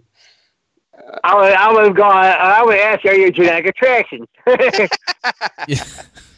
Look, and you know I'm just busting your balls, right? but you had to calm back. Ouch! Oh God! You never heard that term, have you? It's a southern insult. And I thought you told me that. I can tell you told me that joke. It was James Watts. He told me that too. He goes, genetic sexual education itself. what is your deal with Poppy Zebright? I'm looking at this stuff right now. What is your deal? Why do you hate her? All right, I'm not even Mom. Jesse, all right, that was a long story. That was a very long story. Having 203, I doubt it. I go, I don't. People asking me. She said she got me as a writer, but I just wrote Carrie. I go, Poppy, don't underestimate me. Jesse, I'm going to kick you. I have a quote here. This is the motherfucker's email, and the plagiarizing jackhole IP is 127.0.0.1. Was someone trying to plagiarize your work? Yeah. Who? It was somebody named English off field. They were plagiarizing a story called Fairy of His Wheelchair from House of Pain. They found from my it's an easy I was polished in, and they were sending me a submission. I found their email that I polished their emails in the endorsed my magazine. Oh, that's interesting. Now, did you track that? Was their IP address? What's up? That was their IP address? Yep. Are you sure about that? Did you report? I did it. I was trading. I tracked it. Like, so I don't know what state it was in, but I knew it was out of state. 127.0.0.1. Is that the one we're talking about? Yeah, that was it. Okay. Because, that's your computer. But it was no location of that computer. It was like, see. No, what I'm saying is that 127.0.0 has a common name called localhost, and that is a reference to your own. No, it's a reference to the computer that you're on. Mm-hmm. My computer. That region has the same host. All the wholesale like Goose Lake. My computer. They all use that same region. My computer has 127.0.0.1. Everybody listening to us has 127.0.1. Right. Everybody has that IP address because it refers specifically to the computer that you're on at the time. Right. It's not. Doesn't go to anybody. It was a Yahoo address I did. That's how I found out about it. It was a Yahoo address called Sageball Fields. Very interesting. Waitress. Sebastian was saying it's a homage. No, I gave verification. I wrote the story. Round. Bring us a double. Okay, so it's unbelievable. I tell you that much, but it's the truth. let's get down. Let's just go down from the top. If you get what I'm saying, SK, let's just go from the top down. Why do people consider you an internet tough guy? Because I'm Italian. I'm an Italian. I have a very rough accent. I have a very rough accent, and they're saying I can scream like a soldier. I was in the Navy, and I can scream like a petty officer. I see.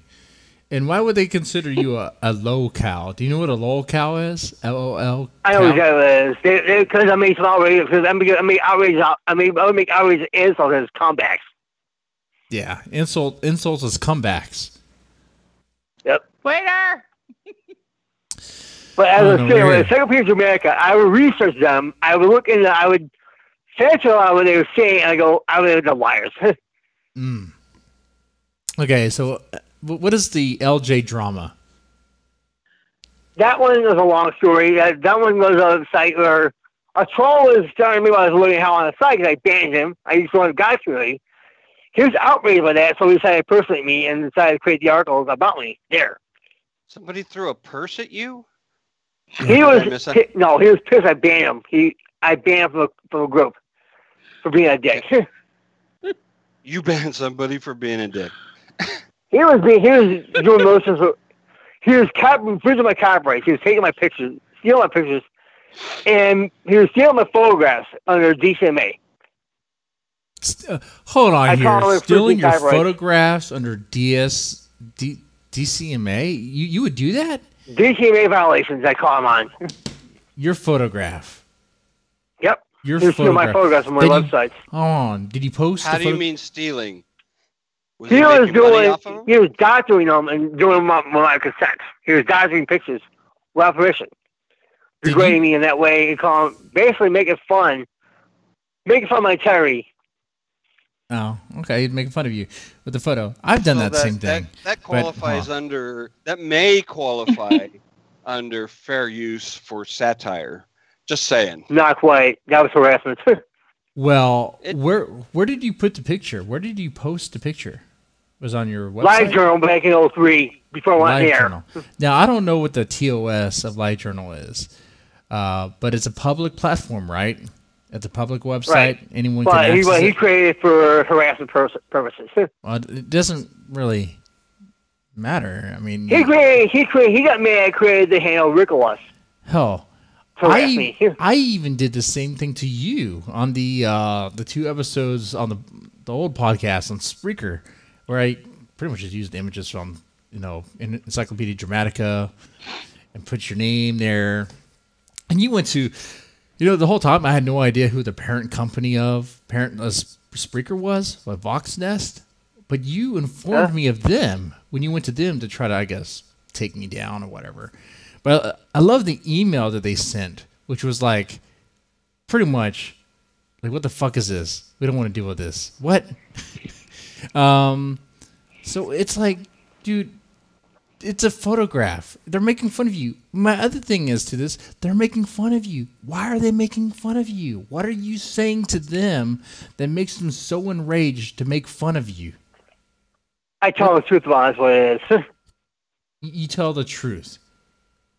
I pick apart their hometowns because what they pull, the decades of therapy comments. Because she said I need a lot to wait, and you pick apart their hometowns. Is that you pick apart their hometowns? What? I warned their hometown that don't they should look into Skokie because that kind of country they can't handle. You warned their hometown that they shouldn't work at a Smoky because they. Skokie, Illinois. Skokie, Illinois. Okay. Look into the Illinois Nazi incident. Okay. Sorry, I'm just trying to break this down. You warned their hometown, and how does that work? They were the kind for the backlash. What's the mechanism for warning a hometown? Oh, let me explain that one. That Skokie, Illinois had an incident where they had an Illinois Nazi terrorizing Holocaust survivors.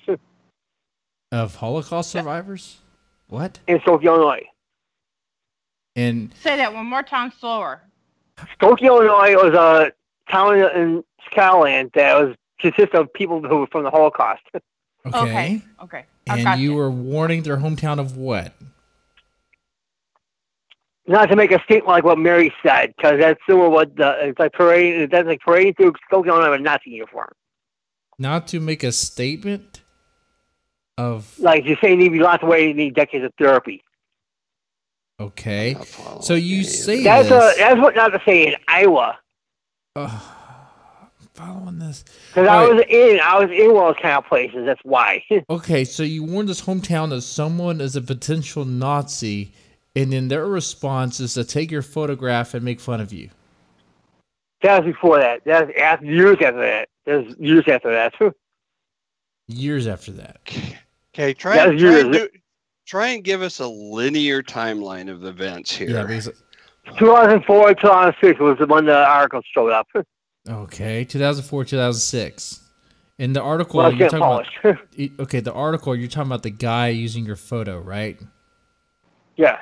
Okay, so when did the warning of the town happen? 2014. Okay, well, let's go back. Okay, what happened in 2004, 2006? Like, why was the guy using your photo, Nikki? Sorry, Nick. Sorry, Nick. They were stealing the photos. They were pissed at my polisher. That's why.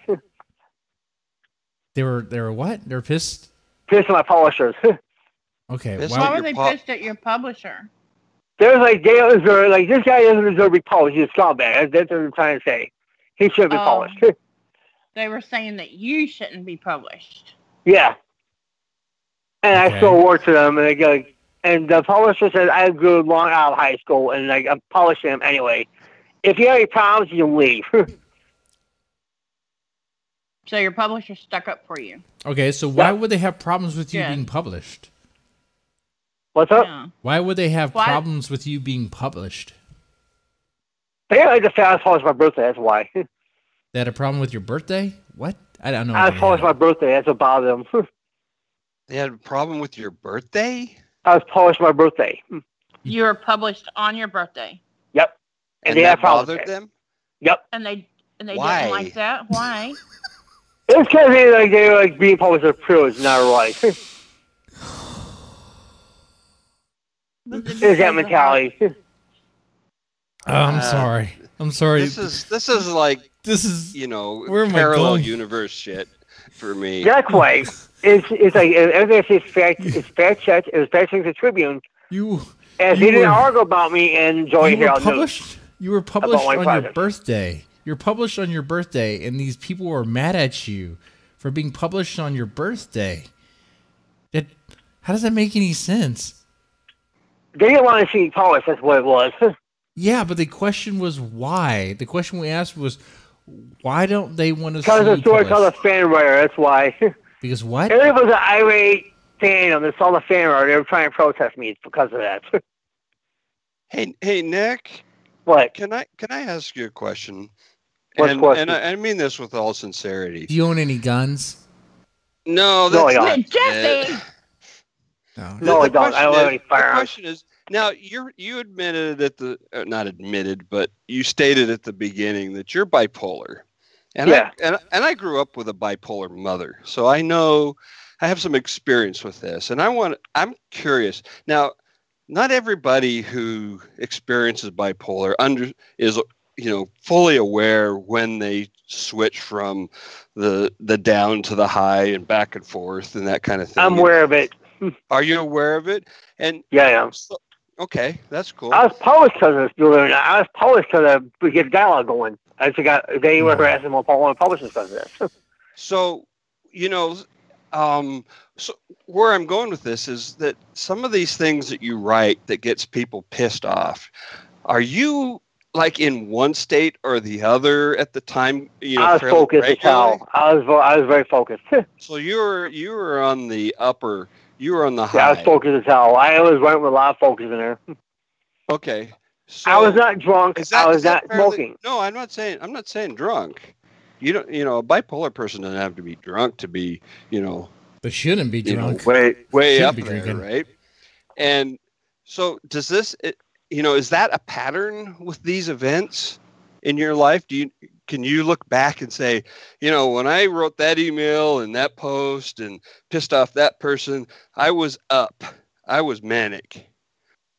I got it was not like that. I was pretty clear when I did them. I was clear. I was clear-headed. Well, I think one thing that will help kind of put perspective on this episode and what's going on here is our personal exchanges. So, Nikki, right. I'm sorry, it slipped. The reason I put the Y is because it sounds. I know it's a pet peeve, but to me, that sounds happier. When I say Nick, don't call me that. Hard K. Don't call me that ever. Okay. What, Nick or Nikki? Be tasteful there, man. That's a pet peeve for me because I was called that as a kid. And it was called in a bully way. Okay, what about Pacione? Okay, Pacione. Pacione. Oh, that's how you pronounce it. This whole time, I've been doing it wrong. What? Yeah, you slaughter Pacione. People's names. Pacione. Why do you do this? I can even do it. Pacione. Okay, I'm sorry. The kind of language is a very common slaughter. That's like the biggest problem.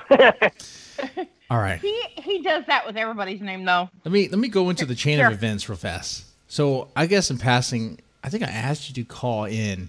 What I meant was call in on the show, but you took it literally as call in, which, okay. And I was trying to, but I could get my cell phone working. Well, I'm sitting there on the Sunday night actually, watching The Raid Redemption. Badass movie, by the way. Fucking awesome. And then I get this call from Florida, which I never answer unknown numbers. I just don't. Get a cell phone. But I answered it, and I took it by surprise. Like, whoa, this is Nickolaus? For real? I'm talking to you? And I was expecting it to be hostile. After all, I did talk bad about you. I pretty much regurgitated the Encyclopedia Dramatica. And then he messaged me after he got off the phone and said, "You aren't going to believe who I just talked to." Yeah. And I said, "Who?" And he told me, and that's not what I expected. No, not at all. Well, I guess some stuff for you guys in mind. Everybody says it's Vegas here. Are you handing a video camera? What? Do I have a video camera? Are you handing a video cameras? Oh, okay. Yeah, we have a video camera. We're going to get into that. We're going to get to that. Let's follow. Oh, God. All right. Okay, so I know then... where Are this we? is going. Are we? Yeah. This will be a little bit longer of an episode.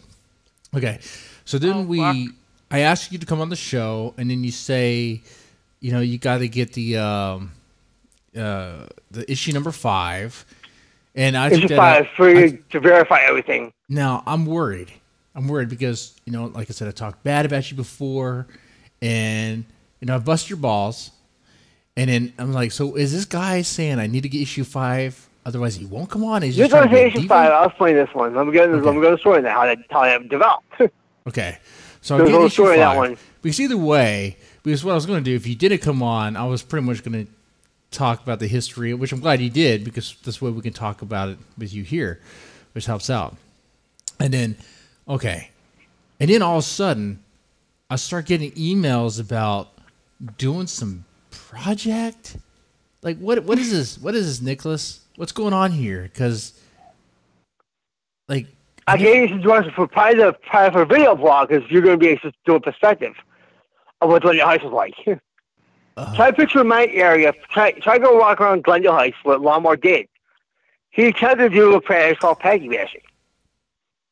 Peggy bashing? Packy bashing? Pakistani bashing. Who's Packy bashing? Packy bashing. Oh, Packy. Are you Packy Pakistani? is a slur of Pakistani. You're right. Yeah. I understand that. Are you Packy? Are you a Pakistani? No, I'm Italian. My lead office is Pakistani. I know that. I knew that. Too much whiskey. Guy Zaman is a Pakistani national in the UK. And my buddy Farah is an interpreter for Pakistan. Okay.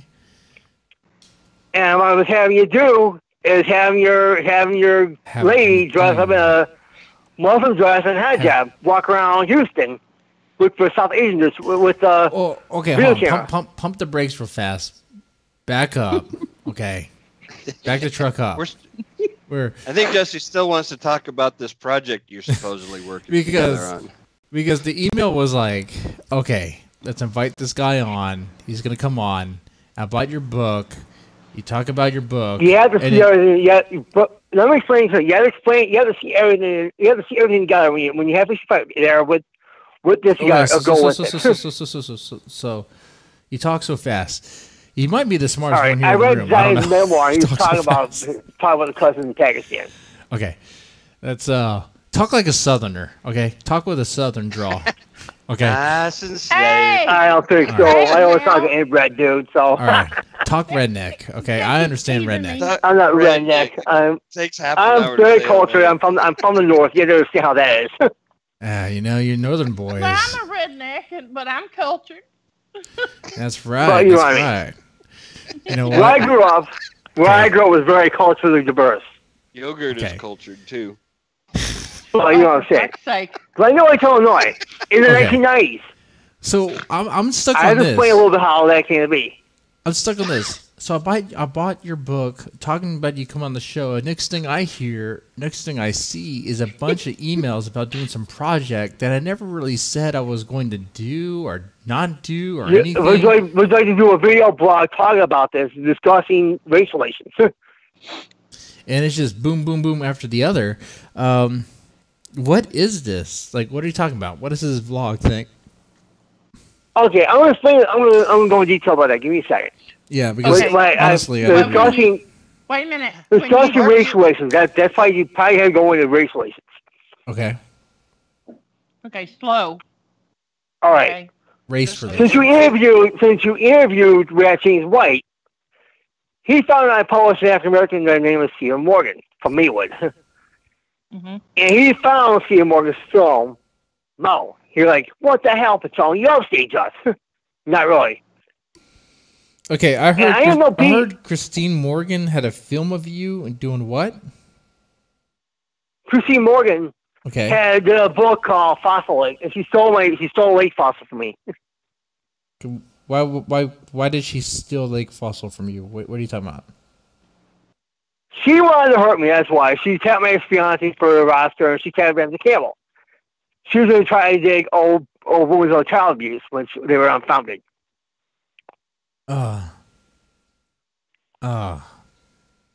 Okay. Hold on. Nice see the situation there? Well, hold on. But Lake Fossil is one of your stories, right? It's a cult story from 2004. Okay. And she has a book called Fossil Lake? Fossil Lake, yes. Okay. It was a lie about how she got it. Are you saying the title is stolen or the whole story is stolen? The concepts are stolen from my it was this book that wasn't researched. Sure. I mean, you can't really copyright like a concept. I mean, I guess you can. I mean, no, you can't. You can't. You can't copyright an idea. As I was saying, she basically did. She basically went back to her fast way. Otherwise, typing characters. Yeah, you're right, SK. Because if you could, horror would be fucked. Right. All someone had to do was copyright scary clowns. People try to sue Hollywood all the fucking time about, they stole my idea. And guess what? They fucking lose because you can't copyright a damn idea or a title.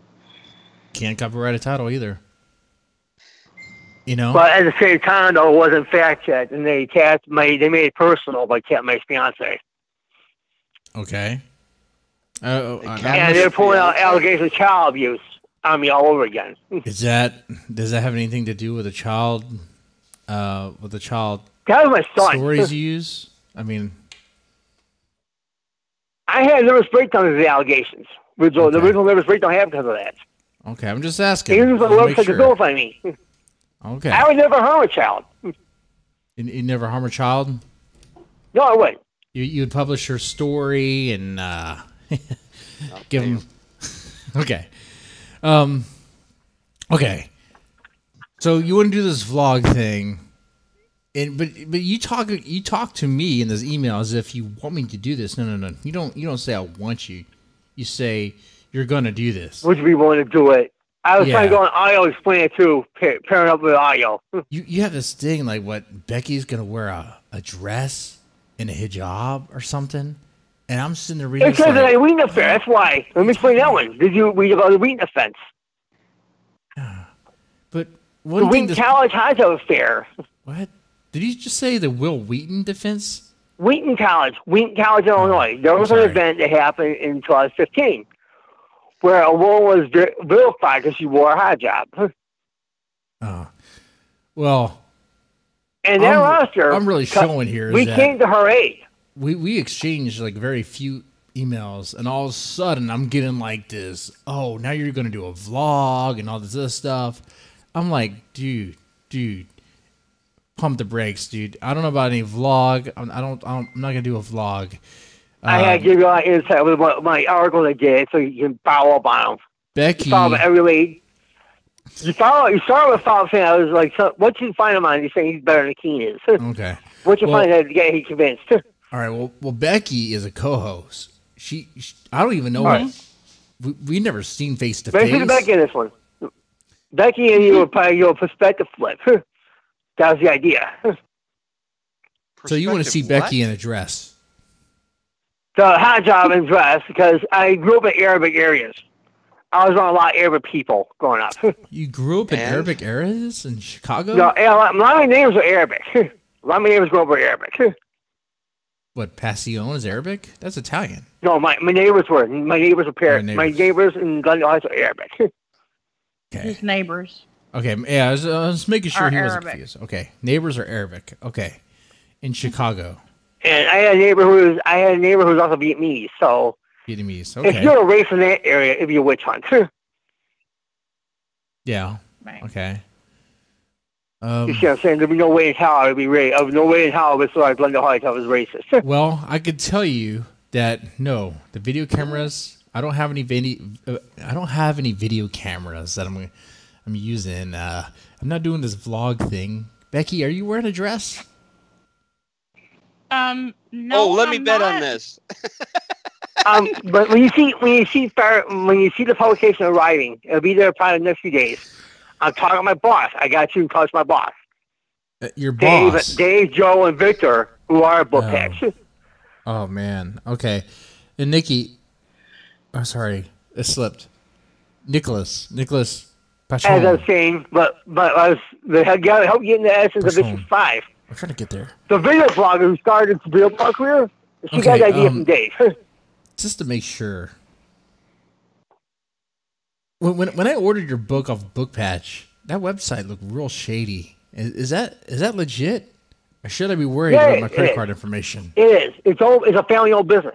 Yeah, I'm a little worried. Okay, I better not see anything weird. He's on Wikipedia, and I showed you his artwork. Is he on Encyclopedia Dramatica too? No, Wikipedia. Just Wikipedia and military Wikia. Okay. And by the way, SK, I'm loving that laugh. That laugh is classic. Jesse's got Wikia.com. He was on military Wikia. Military Wiki.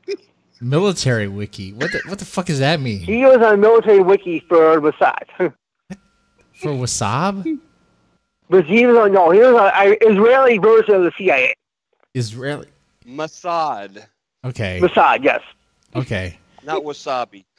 Not Wasabi. Mossad. It's a agency in everybody. In Israel. Israel. He was a Canadian citizen who came down to the United States. Should I even ask you your question on your thoughts on Israel? I mean, I have a friend from Tel Aviv. Okay. I don't know. At this point, I'm just like, whatever. I have a friend from Tel Aviv and I have a friend who's a Cold War Jew from Russia. Oh, man. Last call. He was the one who, the cover for issue 5, the back cover, that was his input. So, remind me again, when was this issue 5 published? March 21st, 22nd, 2007, originally. With Lulu. 2007, did you say? Originally, yes. Yes. Okay. So, when did you graduate from high school? History. If I can ask. What year? What year 94. were you in? 94? Okay. Yep. And Zahid, one of the female authors in issue 5, and me are the same age. Mm-hmm. We were all class 94. Lawrence Jackson was 1974. Waiter. Well, yeah. Check, please. Okay, Nickolaus. Yeah. My summation of all this is that, all right, based on everything I've heard so far, of course, this is your side. I've heard other people's side through passing. It would have been great if everybody that you've done wrong, or you cross paths, I should word it that way, would have been on here too to kind of, maybe have a Jerry Springer moment. Kind of have that. I'm not sure it would have been Jerry. But you wait on. But the reason why Dave told me it took so long is it's their holiday season. That's why it's taking so long. Oh, okay. I wasn't really talking about the book, but I'm saying is this moment having you on here on the show talking, because a lot of people, there's some people that are worried about bringing you on and what it would do, what it would mean. Because apparently, I guess you insulted people. People feel that you have wronged them, and it sounds like you feel that people have wronged you. And we're talking about more so raw me than anything. Well, I can't say one way or the other. From your perspective. Yeah, from your perspective. Forums, okay, I can tell you something. Some of the guys on Alpha Paint saw my best friend out too. No, what I mean by that, Nickolaus, is that everybody's the hero of their own story. And From your perspective, you're absolutely right. From their perspective, they are absolutely right. But they never say someone's life. I did. That's a good point. That's it. No one sees himself. It's very rare that someone actually sees themselves as the villain. You know, people see themselves as being right.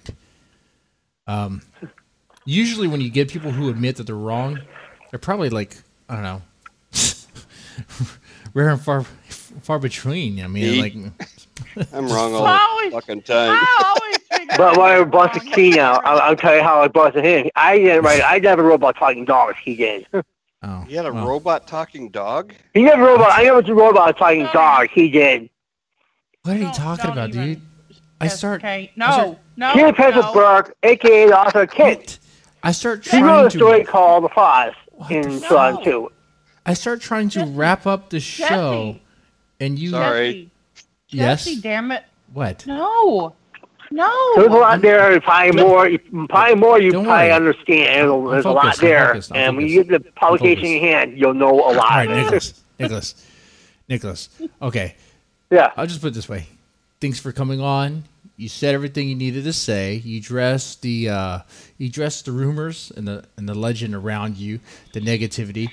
Whether people still find you to be a sexist, racist, misogynist is up to them based on the information that was said here, that was shared here.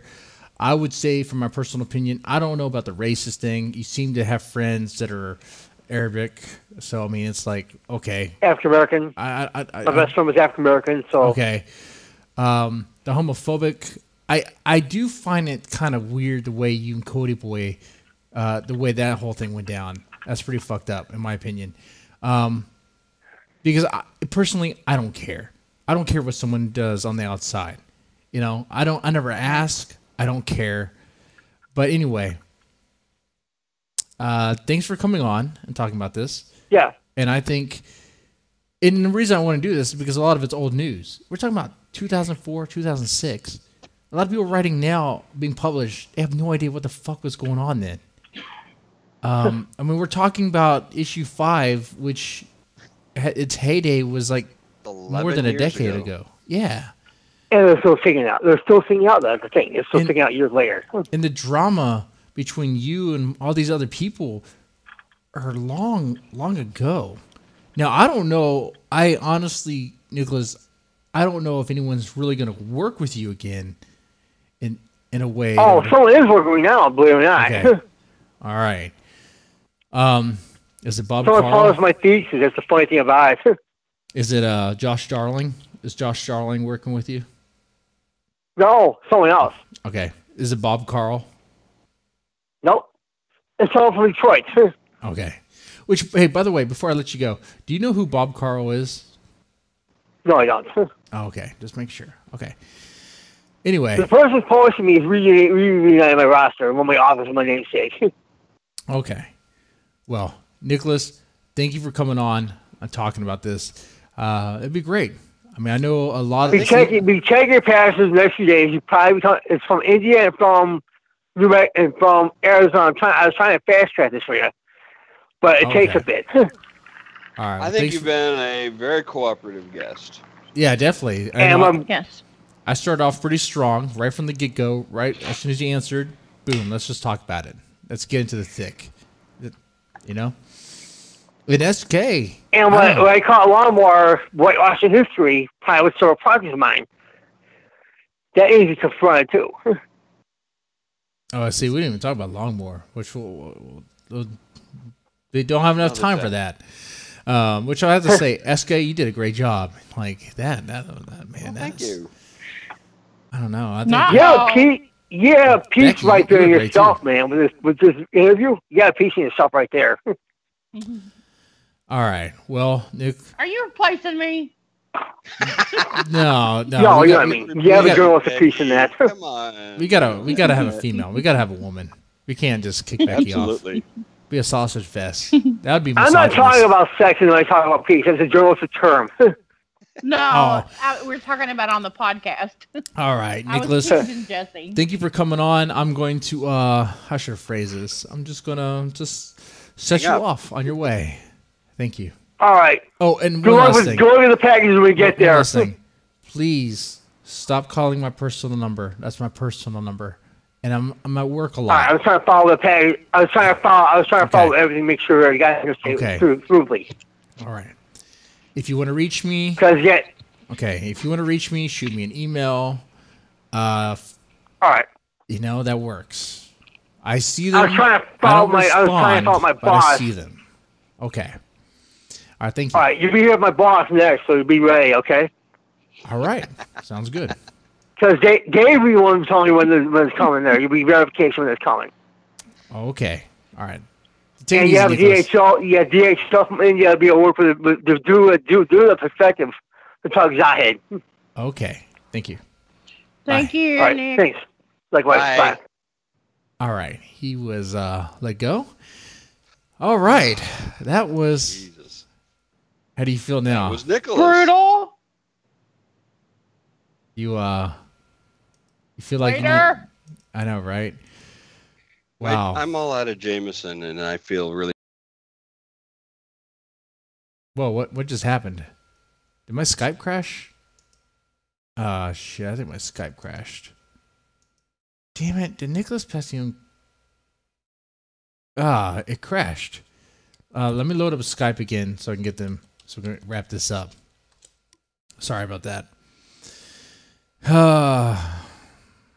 It's actually probably my computer, which we have plans to get a better computer so that the show will be better. Which, by the way, I want to let you know, if you want to watch me eat the bull balls, you have to be a patron. Just $1, that's all it is. Okay? And I said I would take a shot for each patron. I have a shot over here of Malibu that I need to chug. I'll go ahead and chug it now. Yeah, no. Oh, the call's still going. Let me join them. Okay, let me join in. All right, let's see. They're probably talking bad about me. Okay, let me just butt him right here. And know that that the boss is coming back in. All right, okay. SK, Rebecca.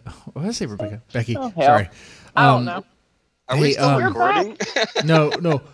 They were recording like my voice that was coming through, but it kicked me off the Skype call as well. It's like Skype just shut down. It couldn't handle it. It had enough. It had too much. You should have heard us. It was funny. I bet we were was. Going, Jesse, Where come back. Don't go into the light. I went into the light. I still have plenty of beer. Like this. It's beer. It's not piss. See, just, right to the point. Yeah. Jesse. Yeah? Don't do this again. With the Pacione? Yeah. Oh my Jesus God. Christ. I swear I only understood about 20% of what he said. And the rest of it. And I'm sorry I asked him so many times. Wait a minute, slow down. One more time? No, And then I could have done like, that after every statement he made. Well, unfortunately, I understood quite a bit of it. Sorry. I think I'm scared. You know what? When he called me on Sunday, I didn't understand half the call. But I think that, like your brain, the human brain is great how it prepares itself. I think knowing that and knowing what I was about to get into, it was like my mind was prepared and ready because I was actually responding to what he was saying as if I was hearing it, and I was. Because I got to his level, I guess you can say. He speaks fast. Oh my God. He's kind of slurred. It's kind of like learning to understand a foreign accent. Mm-hmm. Or learning how to read Braille. Or a foreign language. So, for example... It's more like learning how to see Braille.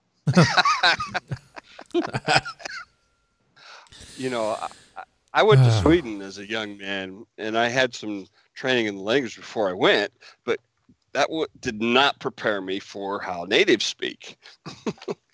No. No. It takes a while. And right? that was really funny when he said something about Southerners and talking fast. I have no idea. What the fuck is Southerners are talking known about? for slow. Yeah.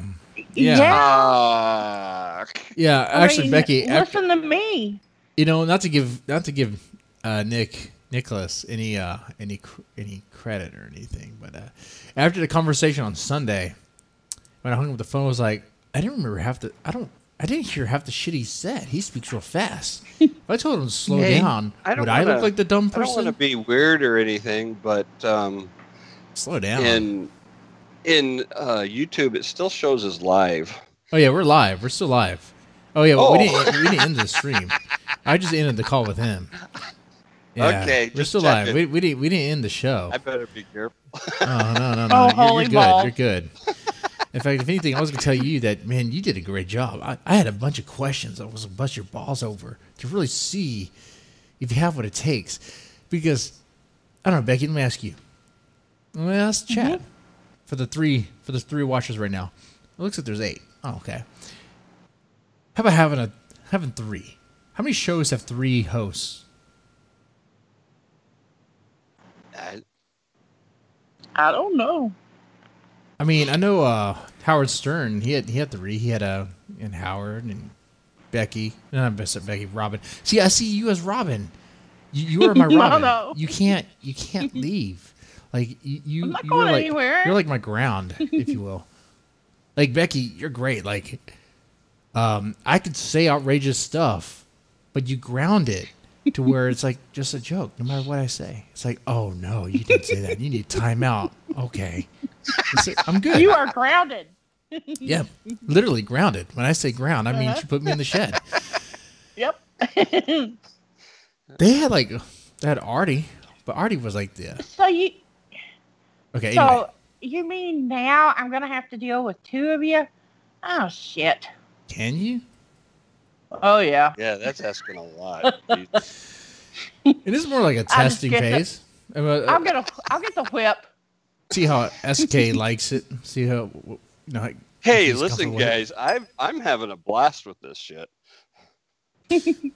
Well, I mean, I got a whip. I got a whip and a taser.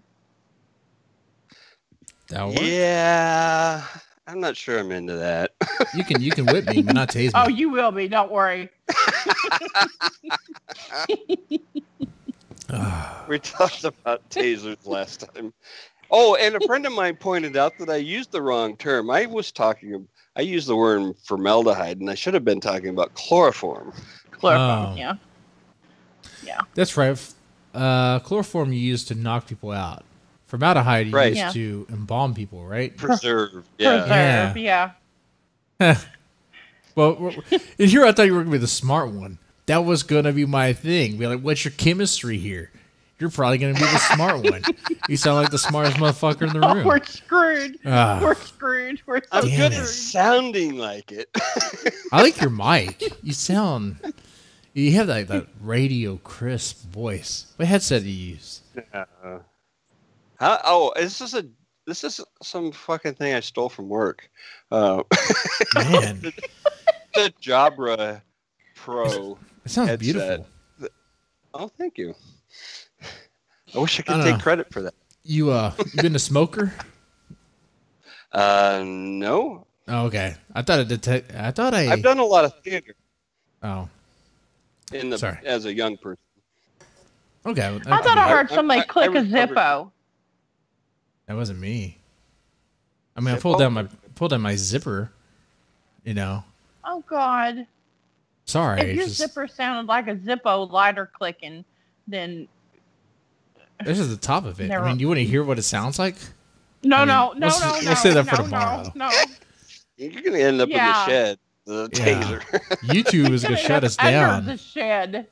Give me a His timeout. wife's gonna put him under the shed. Yeah. All right. Another reminder, which I don't see any notifications for new patrons, so I don't know how any of you motherfuckers are gonna watch this Saturday private show. I don't know how any of you are gonna watch it, but okay. don't miss the balls. I have a shot of. Gonna show them. I still have a shot of Malibu over All here. you people who want to see a grown man put balls in his mouth. They're big too. Like Big, hairy balls. they are the size of my hand. Veiny. Like Veiny balls. one ball is the size of my hand. Like, could you imagine that? Where did this come from? Because To get subscribers. do you like eating weird shit? No. Or what? No. It was just like it felt good at the time. Like It was an epiphany. Bull balls if we reached 200. I should have put the goal at 1,000. You know, right. I set it way too low. So now I'm like, fuck, what am I gonna do for 1,000? Shit.